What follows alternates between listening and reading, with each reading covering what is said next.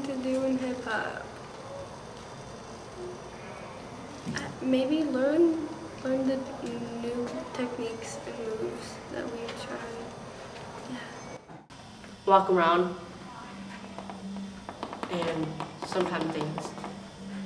Oh, look at the very awkward students, because it's really funny to watch them dance, but it's awesome at the same time because when they dance, you see that they get out of their comfort zone. So that's pretty awesome.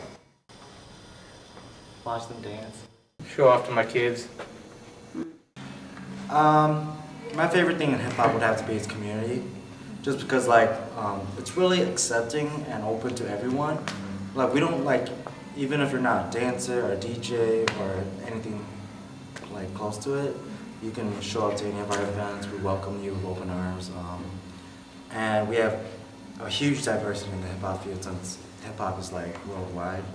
So that's one of the best things about hip hop, pretty much. Yeah, same for me. Just the communication. You can talk to anyone. Everyone's super friendly.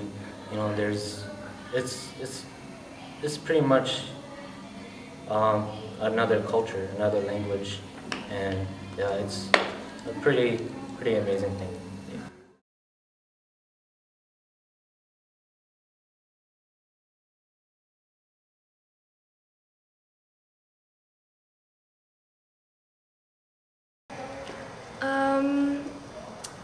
I don't really have one.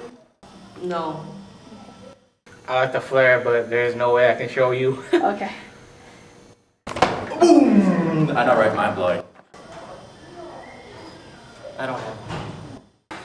I guess my favorite move would be Air Baby, and so it's pretty much this. And one reason why I like it is because I guess I don't see a lot of people doing it, and it's different from all the other freezes because usually you see people doing these kind of freezes who are dazed.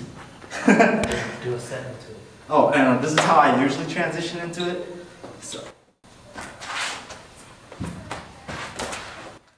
Okay.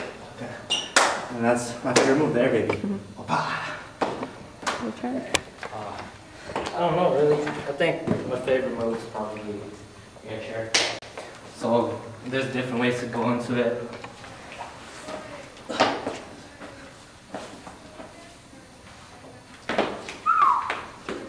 And then, there's different ways to get out of it. Yeah.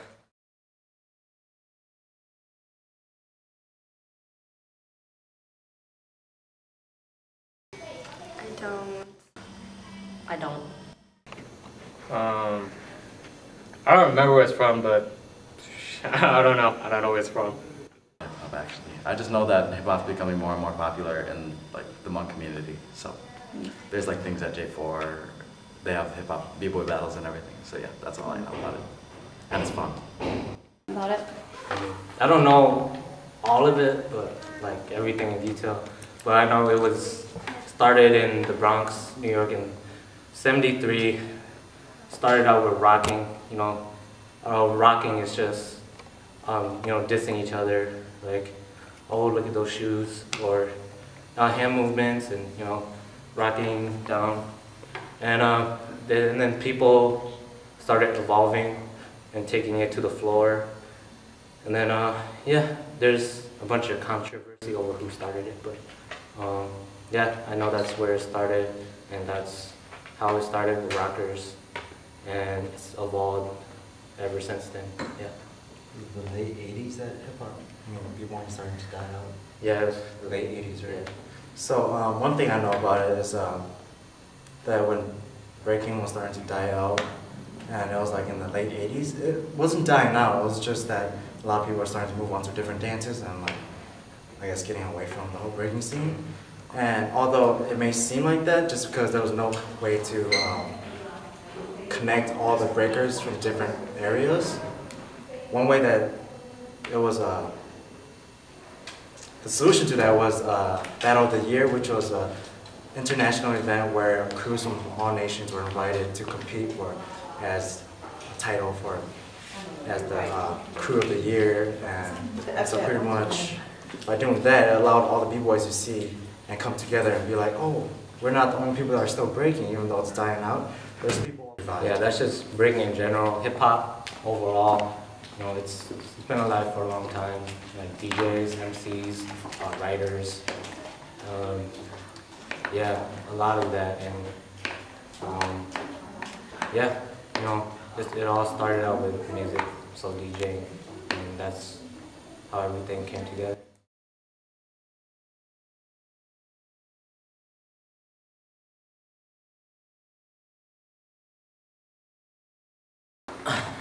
You want to go first? I'll go first.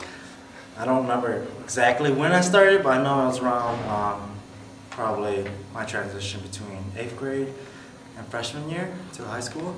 And I started because I didn't really have much to do, and I was still kind of like looking up to my cousin, who would be what Given or Futal at the moment. And it was something that I thought was pretty cool. And since I was always following him around, I kind of slowly picked it up, and he kind of taught me a little bit.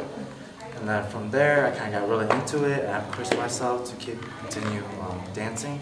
And that's how I kind of got where I was. And it just helped me meet new people, because I was really shy back then, and it was a good way to kind of get me out of my comfort zone.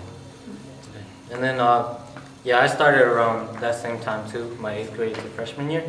And at first it was just for fun, you know, just something to do with your friends. And then I started going out to the community more, the other B-boys, and yeah, it was, you know, pretty passionate for me.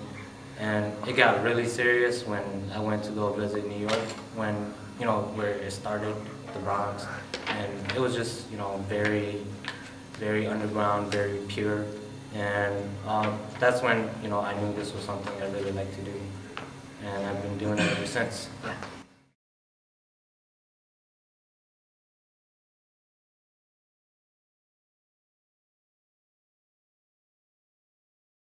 I think it's important that everyone, well, let me start over. It's pretty much like a neutral ground.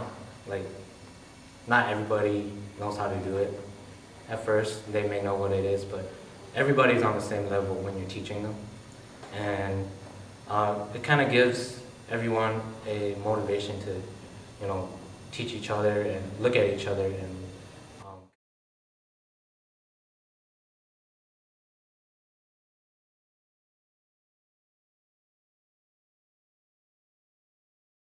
I think my favorite thing when I'm teaching hip hop is just getting to interact with other people, pretty much, like whether they're kids to adults. I just really love the whole fact that I'm interacting with people and teaching them things that I know.